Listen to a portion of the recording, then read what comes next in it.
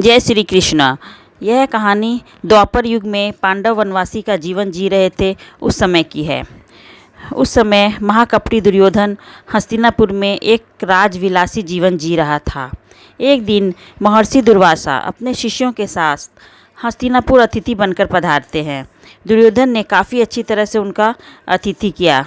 इसी पवित्र कार्य के बीच दुर्योधन ने अपने मामा शकुनी के साथ मिलकर पांडवों को परास्त करने के लिए एक योजना बनाई। जब महर्षि दुर्वासा ने कहा कि हम अब भोजन करेंगे, तब दुर्योधन बोला कि ऋषियों को भोजन करना तो एक महापुण्य का कार्य होता है, लेकिन महर्षि दुर्वासा, मैं आपसे अनुरोध करता हूँ कि आप इस महापुण्य को प्राप्त करने का अवसर हमें दें। मैं अपने बड़े भ्राता युधिष्ठिर को भी देना चाहता हूँ। इतना कहकर दुर्योधन ने महर्षि दुर्वासा और उनके शिष्यों को नज़दीक के वन में बसे युधिष्ठिर की कुटिया में भोजन के लिए भेज दिया, क्योंकि वह जानता था कि दोपहर के समय उस समय पांडव द्रौपदी सहित खाना खा चुके होंगे और कुटिया में अन्न शेष नहीं होगा। कुछ ही समय में महर्षि दुर्वासा अपने शिष्यों के साथ पांडवों की कुटिया के सामने थे। वहाँ युधिष्ठिर ने उनका बड़े आदर के साथ स्वागत किया।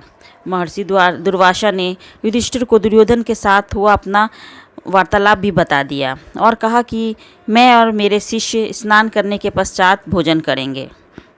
इतना कहकर वह सभी ऋषिगण स्नान करने के लिए नदी पर गए। धर्मराज युधिष्ठिर ने यह बात तुरंत द्रौपदी को जाकर बताई। द्रौपदी ने कहा, इस वक्त तो हमारे पास कुछ भी भोजन शेष नहीं रह गया है। द्रौपदी का दिल यह सोचकर घबराने लगा, अगर ऋषियों को भोजन नहीं कराया तो उन्हें महर्षि दुर्वासा के क्रोध और शाप का पात्र बनना पड़ेगा। इस कठिन घड़ी में द्रौपदी ने अपने मित्र सखा कृष्ण को याद किया। उसी वक्त लीलाधर कृष्ण ने द्रौपदी की कुटिया के अंदर प्रवेश किया। उन्हें देखते ही द्रौपदी उनके पास दौड़ती हुई गई और उन्हें अभिवादन करके अपनी समस्या बताने लगी। कृष्ण ने कहा, द्रौपदी, तुम्हारी समस्या को कुछ समय के लिए भूल जाओ और सबसे पहले मुझे कुछ खाने को दो। मुझे बहुत जोरों की भूख लगी है। तब द्रौपदी ने अक्षय पात्र लाकर कृष्ण के हाथ में दिया, साथ ही अपनी समस्या भी बताई। महर्षि दुर्वासा और उनके शिष्य कुछ देर में भोजन करने के लिए आने वाले हैं, लेकिन घर में तो जरा सा भी भोजन शेष नहीं है। द्रौपदी की बात सुनकर कृष्ण मुस्कुराए और पात्र में देखने लगे। उस पात्र में चावल का सिर्फ एक दाना बचा था।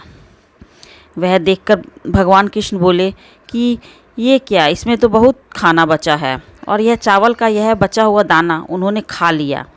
इधर कृष्ण के चावल का वह दाना खाते ही उधर स्नान करने नदी से बाहर निकले दुर्वासा ऋषि और उनके शिष्यों का पेट भर गया और उन्हें डकारें आने लगी और वह युधिष्ठिर की कुटिया की ओर जाने के बजाय अपनी यात्रा के लिए ही प्रस्थान कर गए।